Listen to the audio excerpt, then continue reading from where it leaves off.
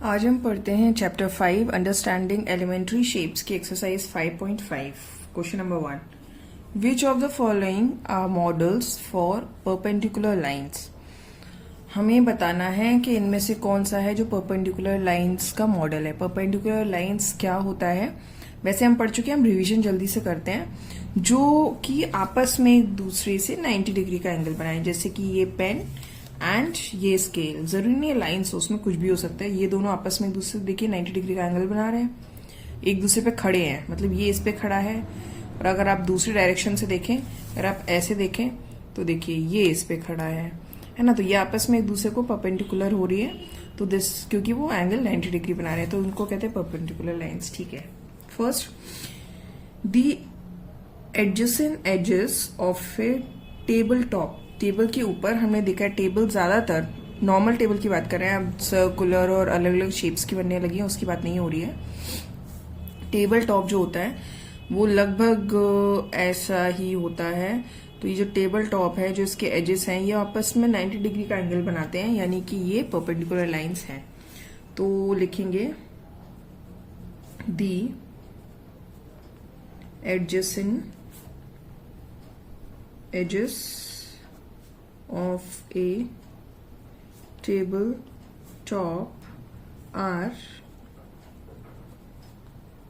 perpendicular to each other. Next, the lines of a railway track. Railway track की lines कैसी होती हैं, हमें पता है, ऐसी होती हैं, ऐसी होती हैं, यही तो होती है आपस में। क्या एक दूसरे पे 90 डिग्री का एंगल बना रही है? नहीं, बल्कि ये तो पैरेलल लाइंस है, क्योंकि ये पैरेलल लाइंस वो होती हैं जो आपस में कभी मीट ही नहीं करती। ये ऐसी स्ट्रेट चलती चली जाएगी, जैसे कि स्केल्स की यहाँ पे साइड वाली एजेस, ये एक दूसरे से मीट नहीं करेंगी कभी, तो ये परपेंडिकुलर नहीं होती हैं। तो इसमें क्या लिखेंगे, the lines of a railway track are parallel to each other, not perpendicular. Okay, next, the line segments forming the letter L. L आप देखिए, खुद ही देखिए 90 डिग्री का एंगल बन रहा है। ठीक है, तो ये क्या हो गया, परपेंडिकुलर टू ईच अदर। तो बोलेंगे the line segments. Line segments, line मतलब जिसका कोई एंड पॉइंट ना हो, लाइन सेगमेंट्स मतलब जिसका एंड पॉइंट हो। तो क्या होगा, the line segments forming the letter L are क्या होगा, perpendicular to each other. Next, the letter V. V को आप देखिए एक दूसरे पे स्ट्रेट, मतलब 90 डिग्री का एंगल नहीं बना रहा है, 90 डिग्री से थोड़ा कम है, इंक्लाइंड है एक दूसरे पे। तो ये क्या है, 90 डिग्री से कम, यानी एक्यूट एंगल बना रहा है। तो लिखेंगे the sides of V are inclined to form, क्या बना रहा है, an acute angle. Next, question number 2, let P Q be the perpendicular to the line segment X Y. अच्छा, ये बोल रहा है कि एक एक्स वाई ले लेते हैं, हम रफ डायग्राम बनाते हैं। ये एक्स वाई हो गया, चलिए ये एक्स हो गया, ये वाई हो गया, ऐसे। अब स्केल से भी ड्रॉ कर सकते हैं। अब ये जो पी क्यू है, ये इस पे परपेंडिकुलर है।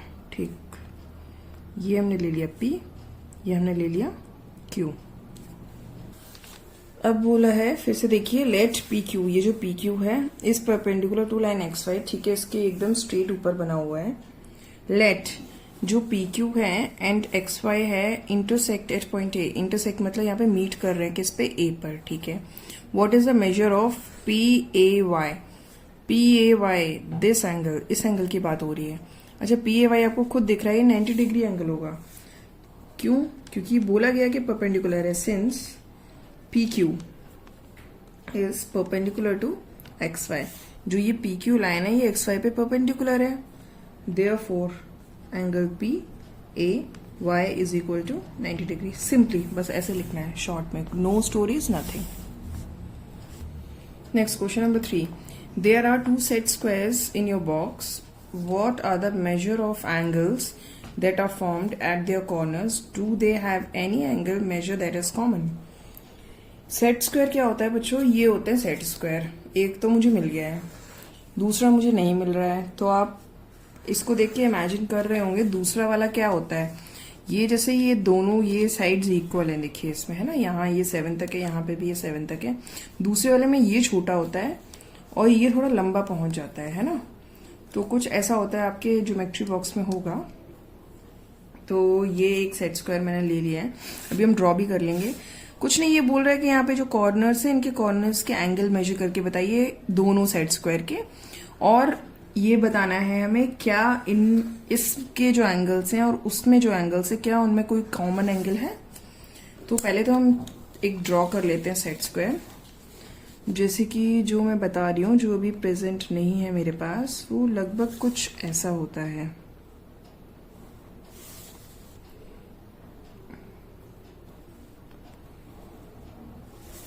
और ये जो दूसरा जो हमारे पास है ये लगभग ऐसा है.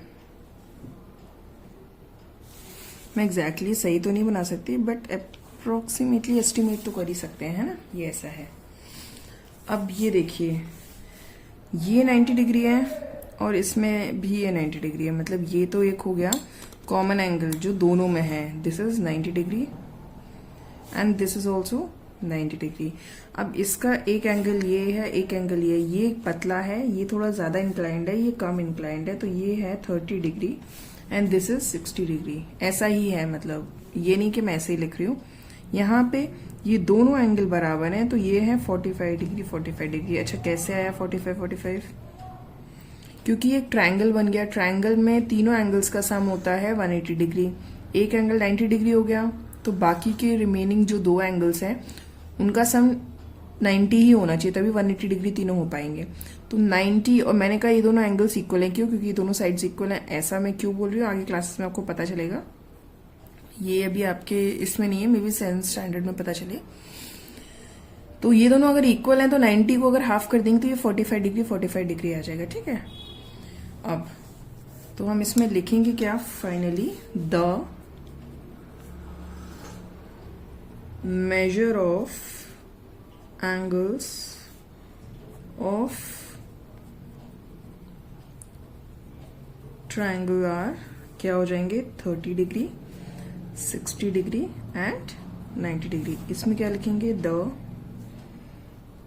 measure of angles are 45 degree 45 degree and 90 degree. तो इन दोनों में yes they have a common angle of measure कितना डिग्री 90 डिग्री है ना. ये इनमें कॉमन है. Question number 4. Study the diagram. The line L, ये है line L, is perpendicular to line M, ये इसके परपेंडिकुलर है. 90 डिग्री का मतलब एंगल बना रही है. ठीक है. अब बताना है is CE is equal to EG. CE ये ई से पास हो रही है, ये ध्यान रखिएगा. क्या सीई ईजी के इक्वल है? चलिए हम पता करते हैं. अच्छा, ये पता कैसे करेंगे हम? जो सीई है वो कितना 1 2 यूनिट्स आ रही है एंड जो EG है 1 2 ये भी आ रही है 2 यूनिट्स. अब जब दोनों ही 2 यूनिट्स आ रही है तो फिर क्या हो गया, hence CE is equal to EG. यहां डायग्राम दिया हुआ है. Does PE bisect CG. PE कहाँ है? PE ये है. ठीक है. मतलब ये जो M है लाइन, इसी यही PE है क्योंकि इसे P एक पॉइंट भी दिया हुआ है. Bisect CG. CG को बाइसेक्ट कर रही है. CG को बाइसेक्ट करना मतलब CG को बीच से कट कर रही है.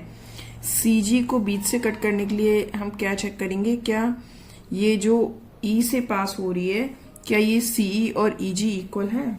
और ये हम प्रीवियस वाले में पढ़ चुके हैं कि जो सीई है वो ईजी है, दोनों ही 2 यूनिट्स आई हैं हमारी। C E 2 unit and E G 2 unit. देखिए 1 2 1 2, तो अगर दोनों यूनिट्स बराबर है मतलब ये बीच से ही पास हो रही है सीजी के, तो देयरफॉर जो पीई है that bisects CG. Next, identify any 2 line segments from which PE is perpendicular bisector. कोई भी 2 लाइन सेगमेंट्स आइडेंटिफाई करिए जिसमें कि जो पीई है, this is PE is the perpendicular bisector. देखिए परपेंडिकुलर तो है ही, तो परपेंडिकुलर का तो भूल ही जाइए, कोई दिक्कत नहीं है। बाइसेक्टर मतलब दोनों को हाफ में डिवाइड करें, तो ऐसे करिए यहां से एक यूनिट इधर आ जाइए, तो डीई एंड ईएफ, यानी कि डीएफ को ये परपेंडिकुलर बाइसेक्ट कर रही है, सीजी को परपेंडिकुलर बाइसेक्ट कर रही है, बीएच को परपेंडिकुलर बाइसेक्ट कर रही है। मैंने यहाँ पे देखिए यहाँ एक यूनिट बढ़ाती गई तो यहाँ पे भी एक यूनिट बढ़ाती गई, क्योंकि दोनों साइड में यूनिट्स इक्वल होनी चाहिए, तभी ये परपेंडिकुलर बाइसेक्टर माना जाएगा। तो इसमें हमें कोई 2 लाइन सेगमेंट लेनी है, तो हम पहले ये ले लेते हैं डीई एंड ईएफ। तो क्या ले लेंगे हम, DE is equal to EF is equal to 1 unit, दोनों ही 1 यूनिट है। एंड अब देखिए सी वाला तो एग्जाम्पल हो चुका है 2 बार, हम अब ले लेते हैं बीई वाला, जो BE is equal to EH is equal to 3 units. तो फिर क्या हो गया, ये किसको बाइसेक्ट करेगी, देयरफॉर पीई जो है डीएफ को बाइसेक्ट कर रही है। PE is perpendicular bisector of DF and देखिए ये बीई एंड ईएच आ रहा है, बीई यहाँ पे 3 यूनिट्स हो गया, ईएच यहाँ 3 यूनिट्स हो गया, नहीं बीएच एंड पॉइंट्स को, एंड पॉइंट का हम नाम ले लेंगे तभी तो इसको बाइसेक्ट करेगी आधा आधा, and BH। Question D, are these two AC is greater than FG। Diagram में अब हमें ये चेक करना है क्या AC FG से ग्रेटर है। देखिए AC इज 2 यूनिट्स, AC कितना हो गया 2 यूनिट्स, एंड FG के देखिए 2 यूनिट्स कैसे दिख रहा है 1 2 2 है ना, तो 2 यूनिट हो गए। FG देखिए FG तो 1 यूनिट है, तो AC FG से बड़ा हो गया, तो इसको लिखेंगे कैसे, जो AC है वो हमने चेक करा है 2 यूनिट्स, एंड जो FG हमने देखा है वो है 1 यूनिट। देयरफॉर क्या AC is greater than FG, which is true false basically इसमें पूछा गया है। CD एंड GH बोल रहा है इक्वल है, चलिए चेक करते हैं।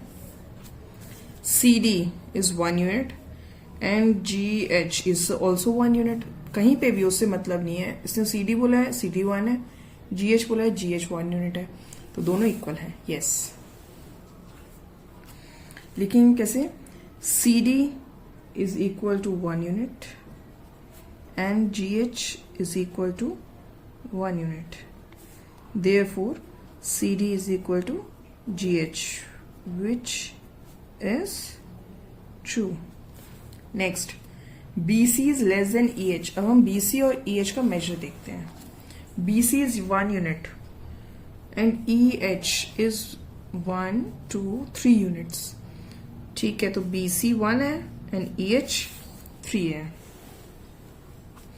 क्या लिखेंगे, BC is equal to 1 unit and EH is equal to 3 unit. अगर ये 1 यूनिट है ये 3 यूनिट्स है, तो ऑब्वियसली देयरफॉर BC क्या है, लेस देन EH है, विच इज ऑल्सो ट्रू, तो ये भी ट्रू हो गया। अब हमारी एक्सरसाइज यहीं पे खत्म होती है। आपको इस एक्सरसाइज में या प्रीवियस कहीं पे कोई भी डाउट है तो आप प्लीज पूछिए कमेंट सेक्शन में, मैं उसका रिप्लाई करूंगी, आपके डाउट्स को क्लियर करूंगी। और अगर आपको समझ में आ रहा है, आपके कॉन्सेप्ट्स क्लियर हो रहे हैं, then please do like, subscribe and share. Thank you.